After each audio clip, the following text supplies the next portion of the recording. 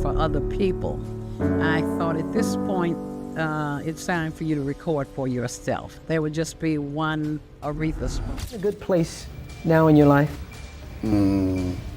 Depends on when you ask me whether or not it's a good place. Are you happy? It depends. It also depends on when you ask. Did he struggle with the idea of coming out publicly? Was that something that you talked about at all? But he wasn't going to come out and say this to the world.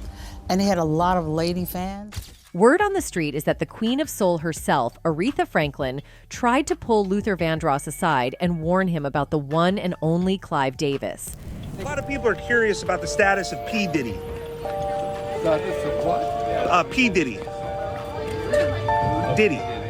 The status of puppy. Now, Aretha wasn't one to bite her tongue, and she allegedly told Luther, "Watch your back with that man." Why? Because she believed Clive had been involved in some questionable moves, especially after everything that went down with Whitney Houston. I think going to go to the Clive Davis party. Yes. It was a surreal event where Whitney's body was still in the hotel, and there was this sort of party where apparently half the room were in tears, the other half were kind of partying.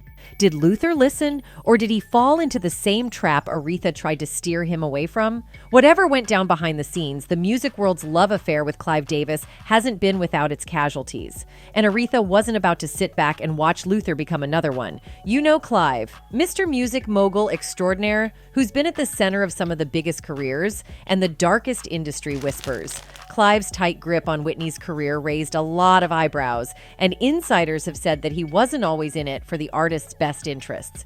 If you think it was just Whitney, think again. There's talk that other stars felt the heat from working with him, too. And let's be real, Luther Vandross knew struggle. Behind those silky smooth ballads was a man battling personal demons, health issues, pressure from the industry, and rumors about his private life constantly swirling. Aretha supposedly thought Clive's influence wasn't helping him at all, even making things worse. She saw the same pattern that haunted Whitney playing out with Luther. Diddy's been making waves with all those photos and videos of him kicking it with A-list celebs, but now it's Aretha Franklin's pics from those wild parties that have everyone buzzing. Like, what was she even doing in a crowd like that? Let's be honest. We all have our suspicions about what really went down at those infamous get-togethers, and seeing Aretha in the mix just makes things even sketchier.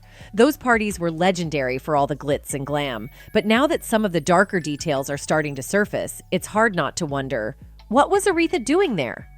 I mean, why would someone like her be mixed up in a scene like that?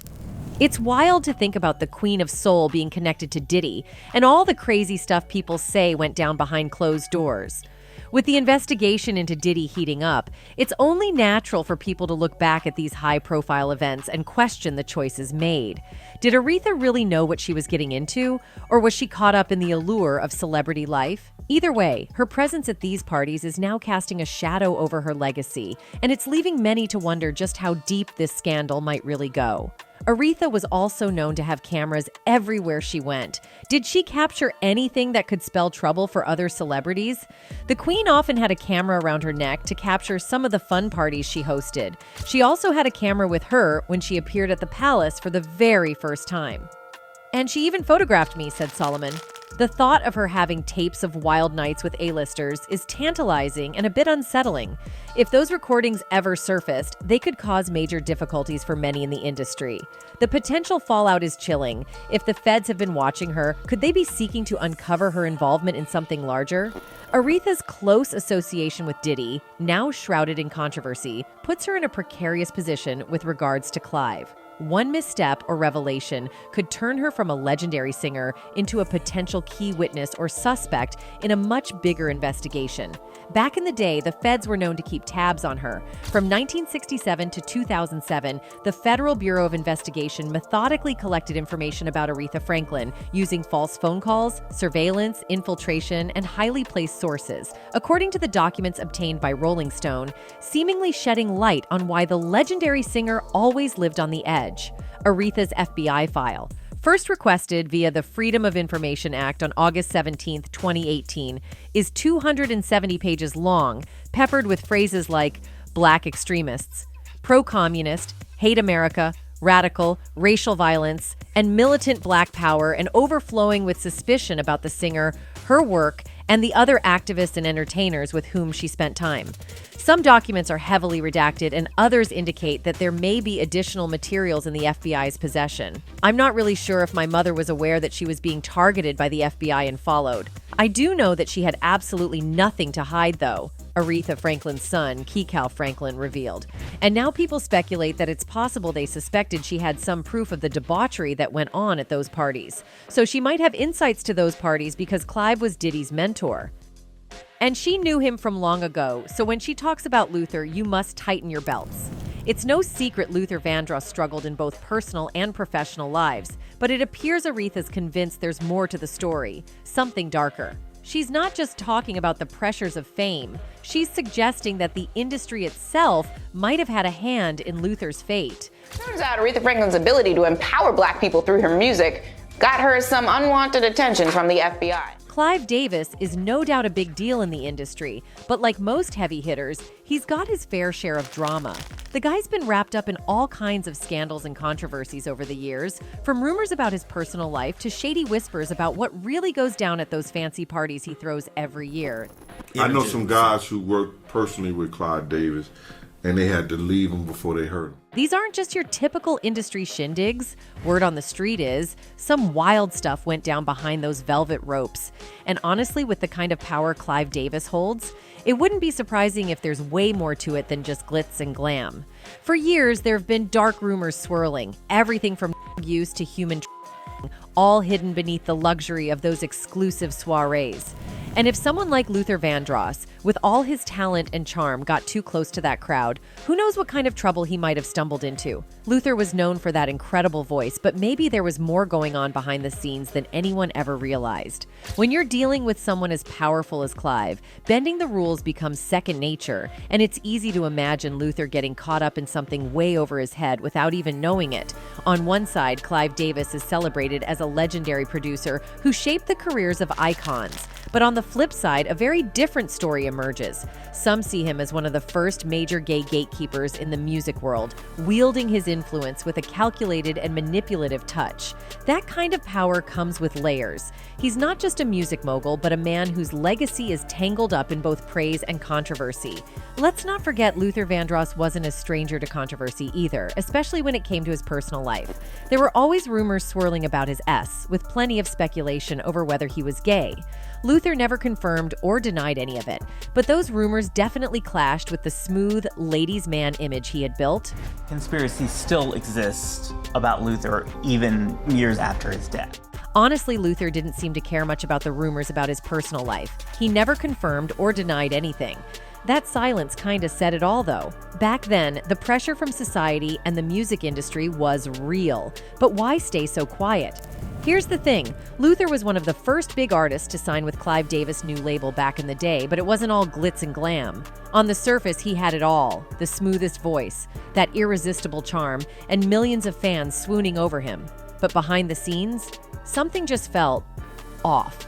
Despite being a ladies' man in the public eye, he never got married. Now, plenty of celebs stay single, sure, but with Luther, it always felt like there was more going on.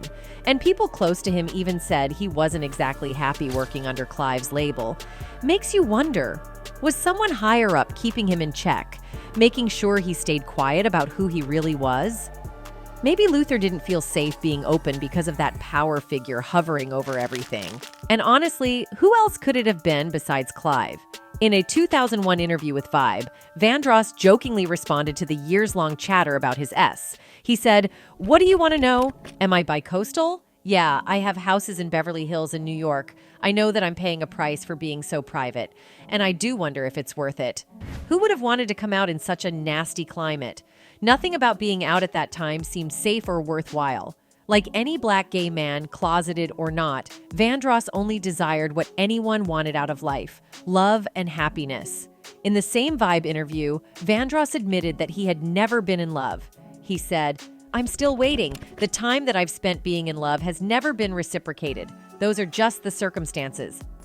At the tender age of 16, he encountered his initial taste of unrequited affection. He reminisced, The reply was a simple "thank you, but I'm not interested." It stung deeply, leaving me feeling isolated and disconnected. I yearn for the simple joys of domestic life. I long for someone who isn't bound by employment to genuinely care about my whereabouts. And here's where it gets even juicier. When you start thinking about Clive's SO, things kinda click into place, don't they? Clive came out as bi-S later on, but it definitely adds some flavor to all those rumors swirling around him and those hush-hush parties. Sure, he was married, but only for 7 years? In his published works, he described the Studio 54 Inches era, a period when he was married to his second spouse, Janet Adelberg. Davis wrote, "On this night, after imbibing enough A, I was open to responding to his S overtures. Was I nervous? Absolutely. Did the heavens open up? No. But it was satisfying. The experience prompted a period of soul-searching and self-analysis." Right? It's pretty wild to think about how someone who's been such a big deal in the music industry for decades kept so much under wraps. You can't help but wonder what was really happening behind the scenes. There have been rumors for years about Luther having a close relationship with a guy, and some people even speculate it might have been Clive himself. Things got really juicy when Patti LaBelle dropped a bombshell during a live interview on Bravo's Watch. What Happens Live with Andy Cohen. She confirmed what a lot of folks had been whispering about for ages. Luther was gay. Patti also revealed that her good friend struggled with the decision to come out publicly throughout his life. She shared, he didn't want his mom to be upset, although she might have known. He wasn't going to come out and say this to the world. And he had a lot of lady fans. He told me that he just didn't want to upset the world. She added, it was hard for him. And he had a lot of lady fans, and he told me that he just didn't want to upset the world. When you think about Clive's huge influence in the music industry and his not-so-great reputation, it's not too far-fetched to wonder if he exploited his relationship with Luther. This is the same Clive Davis who's been linked to all sorts of disturbing allegations. Just look at the trend. Diddy, Prince, Michael Jackson, Whitney Houston, all major stars who at some point had ties to Clive. And the stories that came out about them? Seriously unsettling. There's chatter about Clive having control over their lives, manipulating them, and even D'ing them to keep that power. Take Whitney, for example. In her 2002 interview with Diane Sawyer, she opened up about the struggles she faced and the personal battles she was fighting, giving us a glimpse into the darker side of the music industry. You could tell she was a bit uneasy and cautious at times, sharing her inner conflicts and admitting that she was wrestling with some serious demons. Rough. I think I kind of reverted back as I got older and said, well, I'm just gonna party, you know? It was kind of a rebel in me. And then Chaka Khan made some shocking claims about Whitney's death. She criticized Clive Davis for hosting a party at the Beverly Hilton just hours after the sudden death of Whitney Houston. During an interview on CNN's Piers Morgan Tonight, Khan expressed disbelief and disapproval, calling Davis's decision complete insanity. That was complete insanity. And knowing Whitney, I don't believe that she would have said. In her candid remarks, Khan reflected on Whitney Houston's character, suggesting that Houston would not have wanted the show to go on under those circumstances. Khan's critique highlighted the insensitivity of hosting such an event in the same building where Houston had passed away, especially considering that he was her mentor. The show must go on. She was the kind of woman that was said, stop everything. I'm not going to be there. Shockingly, her autopsy reports showed that she was overdosed before her death. Paraphernalia was found at the scene, highlighting the ongoing struggle that Houston faced with substance A throughout her life. So the fact that there were traces of D in her dead body and was found at the same building where Clive was partying is nothing but shocking. I couldn't put on makeup. I couldn't get dressed. I couldn't do anything. I was paralyzed. I couldn't do anything. Her friend Crawford vehemently denied the persistent accusations that Brown was responsible for Houston's struggles with substance A, clarifying that he did not introduce her to D, that it was someone else. So was it Clive Davis? Now that was the same time that speculation surrounding Clive Davis's involvement in Houston's death gained attention, particularly after Davis revealed he was the last person with Houston before her passing. He was close to her, and he played a key role in launching Bad Boy Records with Puffy, but his most significant discovery was Whitney Houston. My spending time with her when the picture was inescapable. There were two times, one live, where she came to my home where we had a personal. So, if you're wondering who introduced Whitney to Dee, a lot of people believe it was Clive Davis, especially given his history of being linked to shady dealings. It's pretty telling when you think about it. And let's not forget, this is also the same Clive who was involved in mentoring Diddy, the same Diddy who's been accused of pumping his victims with drugs. Do you see the pattern here? We all know Diddy's currently in some serious trouble, facing major charges that range from TF and G'ing to all those infamous freak-offs. Plus, Cat Williams has been spilling some serious tea about Diddy's dark secrets for years, claiming those underground parties are way more twisted than they look. But it turns out Diddy isn't the only one tangled up in this messed up scene. The whole vibe of manipulation and abuse of power isn't just his issue. It's part of a much bigger system that's been around for decades. Suge Knight recently stepped up and called out some big names in the industry like Jimmy Iovine, Clive Davis, Russell Simmons, and Andre Harrell. According to Suge, this is way bigger than just Diddy. It's about a whole network of powerful players who've been pulling the strings for years. Suge said, "It's been going on for a long time. If we don't fix it, history will repeat itself."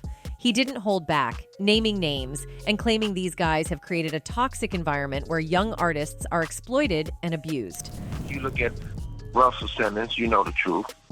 Andre Harrell, you know the truth. Clive Davis, you know the truth. Jimmy Iovine, you know the truth. Suge even called out high-ranking executives who have long hidden behind their powerful positions. The casting couch is real, he said, stressing that it's not just a women's issue but a problem for men too. What's even crazier is Suge's claim that Diddy was once a victim of this system himself, implying that what these men did to Diddy, he later turned around and did to others. Is that what you're suggesting about Sean Combs, that he was abused and he now abused? Yeah, I think that's absolutely right. So, was he pointing towards Clive? It's not just Suge speaking out. Jaguar Wright has also jumped into the mix with similar claims. She said that Clive Davis has been Diddy's greatest teacher, suggesting he actually guided Diddy into some pretty shady activities. Jaguar even went so far as to say that Diddy was designed to become who he is today. According to her, the only way to really tackle this ongoing scandal is to go back and dig up the root causes, pointing fingers at everyone involved, not just Sean Combs. Then there's Diddy's former bodyguard, who also came forward with some serious claims. He mentioned that someone turned Diddy into a monster, saying, "It's all about the people who trained and taught him the music business. Because Puff, he wasn't born a monster. He was made into a monster, brother. He started doing the things to other people that were done to him, to keep it frank." So, if Clive could allegedly manipulate icons like Whitney and Diddy, why wouldn't he have done the same to Luther? It really fits a pattern, a toxic manipulative cycle where Clive could exploit the vulnerabilities of his biggest stars. Luther might have found himself caught in that same trap under the thumb of someone with massive power in the industry. Given Clive's history of abusing his influence over artists, Luther, being one of his early signees, might have been particularly vulnerable. The reality is, Hollywood and the music industry as a whole was far from a safe haven for someone like Luther, who could have been hiding his true self while facing pressure from one of the most influential figures in the game. Remember, Clive has been pretty open about having had 2 long-term relationships with male partners. In an interview with Katie Couric, he said, "You don't have to be only one thing or another. I opened myself up to the possibility that I could have a relationship with a man as well as the 2 that I had with a woman." In another interview with Nightline, he expressed frustration, stating that bi-S is maligned and misunderstood. He insisted, "For over 50 years, I never had ass with a male. It wasn't repressed. I had very good S relationships with women." Clive has also claimed he's not ashamed of his S orientation, adding, "But I never stopped being attracted to women. Bis is misunderstood. The adage is that you're either straight or gay or lying. But that's not my experience. To call me anything other than bis would be inaccurate." The issue isn't really about Clive's S. It's about how he allegedly used his position to exploit artists. Take, for example, those infamous parties of his where all kinds of drugs were reportedly freely used. The sight of Whitney's lifeless body, full of substances, raises serious questions about his involvement in her death, or, at the very least, whether he introduced her to drugs in the first place. Many fans believe that Luther Vandross tried to protect Whitney from Clive, and maybe that's why Clive allegedly made life so unbearable for Luther. Some even speculate that Clive might have had a hand in Luther's decline as well. Vandross's health struggles were well documented. He had hypertension and diabetes, which were reported by The Sun. After suffering a stroke, his speech and singing abilities were severely affected, and he ended up needing a wheelchair. He made his last public appearance on The Oprah Winfrey Show in May 2004, and sadly, he passed away on July 1, 2005, at the age of 54. JFK Medical Center in New Jersey announced that he died peacefully, attributing it to complications from the stroke he never fully recovered from, as reported by Billboard. When a music legend dies relatively young, in many cases there's a history of substance abuse, culminating in chronic illness or sudden death. But could there have been more to it, as some fans have claimed? One of his fans suggested, "I've never seen this before. I always suspected Luther Vandross was..." Remember the year the Grammys featured a video message from Luther after the stroke? That's when I started being suspicious about it. Another one added, "Clive stole his money and had him slowly M.ed." It really makes you think, was Luther's career and personal life controlled by someone who wasn't afraid to wield their power for personal gain? If Clive had a history of manipulating his artists and pushing them into situations they couldn't escape, then maybe Luther was just another victim in the game. One person wrote, "Anybody seen Luther knew he was gay. It was no shock or secret. Nobody cared either. He was so loved for guess what? His musical talent, not his personal lifestyle choice." With all the shady whispers about Clive over the years, it wouldn't be surprising if Luther got pulled into more than just music. But who knows with these situations? They're often way more complicated than they appear on the surface. And that's it from us today. Until next time, goodbye.